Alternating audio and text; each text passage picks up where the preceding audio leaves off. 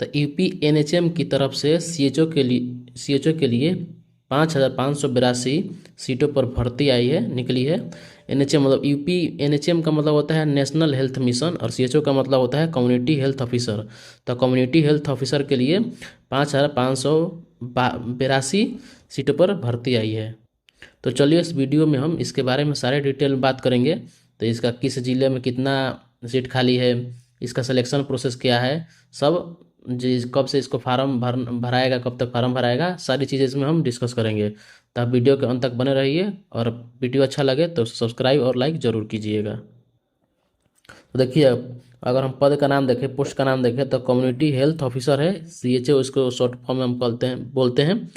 Total हमारा रिक्त पदों की संख्या है 5,582 पद पर भर्ती आई हुई है। अगर हम यूपी में डिस्ट्रिक्ट वाइज इसका वैकेंसी देखें, देखिए आगरा में आपको देखेंगे तो 68 को सीट खाली है, अलीगढ़ में 45, अंबेडकर नगर में 12, अमेठी में 69, अमरोहा में 23, औरैया में 24, अयोध्या में 69, आजमगढ़ में 88, बागपत में 17, बहराइच में 229, बलिया में 135, बलराम 107, बांदा में 90, बाराबंकी में 99, बरेली में 37, बस्ती में 43, बिजनौर में 43, बुदाऊं में 82, बुलंदशहर हम देखें तो 34 गो है, चंदौली में 37 गो, चित्रकूट में 29 गो, देवरिया में 106 गो, ईटा में 15 गो, इटावा में 17 गो, फारुखाबाद में 50 गो, फतेहपुर में 60 गो, फिरोजाबाद में 38 गो, गौतम बुद्ध नगर में 42 गो, गाजियाबाद में 34 गो, गाजीपुर में 213 गो, गोंडा में 154 गो, गोरखपुर में 37 गो, हमीरपुर में 78 गो, हापुड़ में 25 गो, हरदोई में 176, हथरस में 9, जलाऊ में 93 सीट खाली है।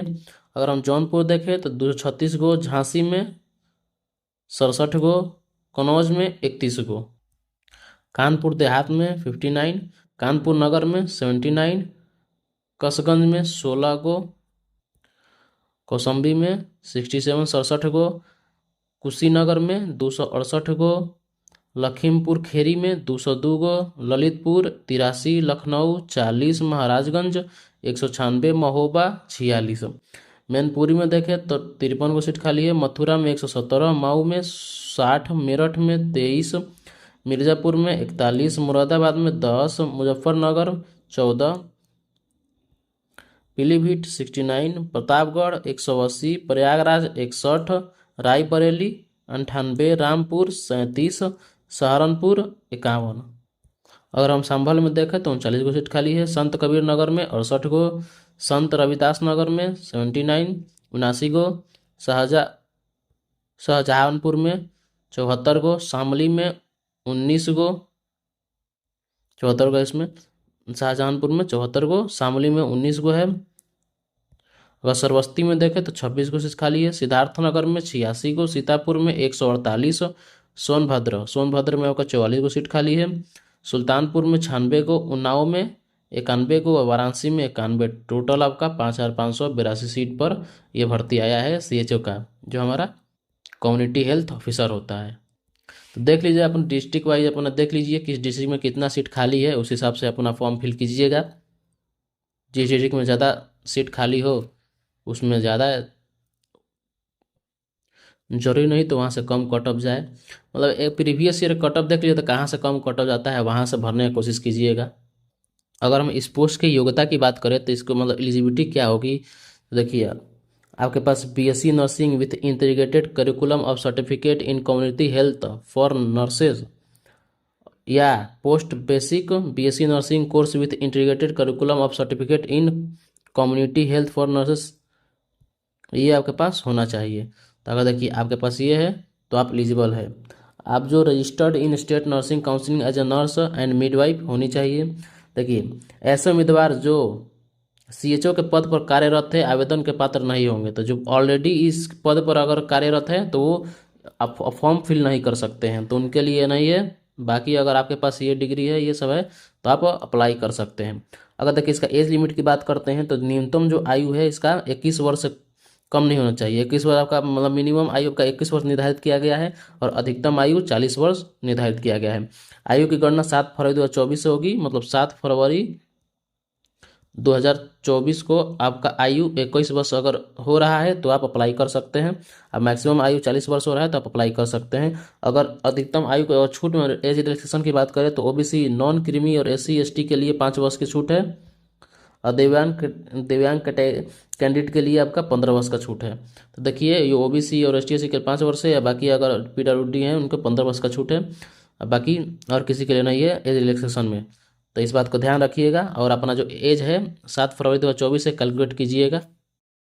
अगर हम इसके सिलेक्शन प्रोसेस की बात करते हैं तो अभ्यर्थी का चयन मेरिट के आधार पर होगा। Merit list high school, intermediate और बीएससी नर्सिंग में मिले अंकों के आधार पर होगा। अगर किसी उम्मीदवार को कोविड का अनुभव होगा तो उसे बोनस अंक भी दिए जाएंगे। तो जो उम्मीदवार कोविड में काम किए होंगे, नर्सिंग जो बीएससी नर्सिंग है, अगर कहीं कोविड में काम किए होंगे तो उनको थोड़ा सा बोनस दिया जाएगा। जो भी है मार्क्स में, जो मेरिट में जो मार्क्स उठाया जाएगा कट ऑफ में, तो उसमें थोड़ा सा बोनस दिया जाएगा।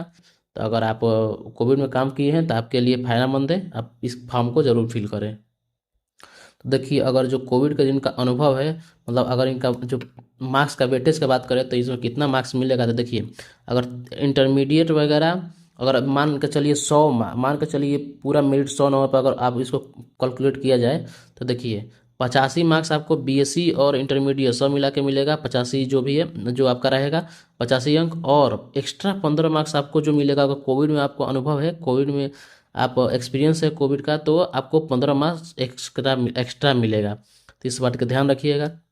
आपको मतलब अगर कोविड में आपका एक्सपीरियंस है तो 15 मार्क्स आपको एक्स्ट्रा मिलेगा ही मिलेगा। तो आप 15 मार्क्स का फ़ायदा उठा सकते हैं अगर आप कोविड में काम किए हैं तो ये बहुत अच्छा चीज़ है। अगर 85 में वेटेज देखते हैं तो देखिए आपका 10th का 70% रहेगा, 12 का 17%, सॉरी 17% है, 17% रहेगा, 12 का 17% रहेगा, और जो आपका बीएससी नर्सिंग वगैरह है उसमें आपका 51% रहेगा मार्क्स वेटेज, प्लस में 15 ये कोविड का रहेगा। तो इस बात का आप ध्यान रखिएगा।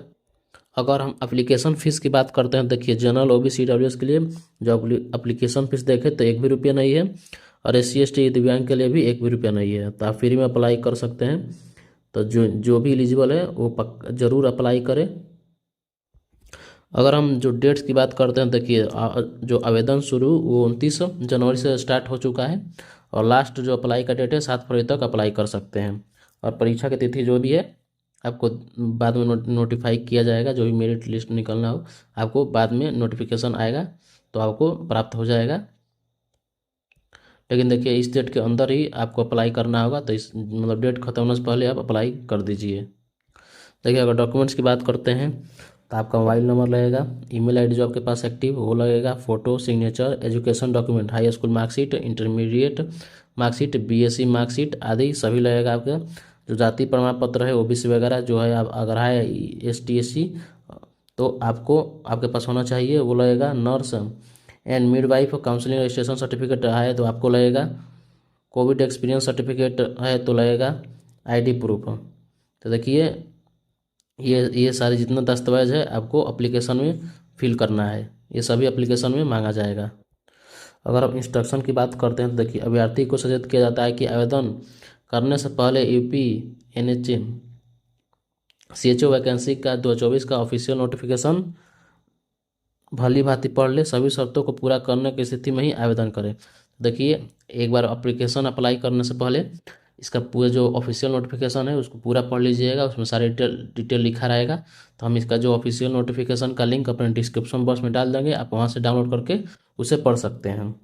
अगला पॉइंट देखते हैं तो केवल ऑनलाइन आवेदन ही स्वीकार किए जाएंगे, अन्य किसी माध्यम से आवेदन स्वीकार नहीं किया जाएगा। तो देखिए जो इसका है केवल ऑनलाइन आवेदन स्वीकार किए जाएंगे। तो जो एप्लीकेशन है अप्लाई करने का जो लिंक है अपने डिस्क्रिप्शन बॉक्स में डाल देंगे, आप वहाँ जाकर अप्लाई कर सकते हैं। ऑनलाइन आवेदन फॉर्म में सभी जानकारी ध्यानपूर्वक सही भरें और इंग्लिश में ही भरें।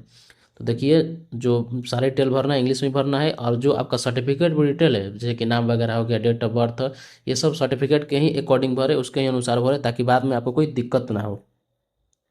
आवेदन पत्र में अपना मोबाइल नंबर और ईमेल आईडी ही दर्ज करें, क्योंकि भविष्य में इस भर्ती से संबंधित कोई भी जानकारी आपके द्वारा दर्ज किए गए ईमेल आईडी और मोबाइल नंबर पर ही भेजी जा सकती है।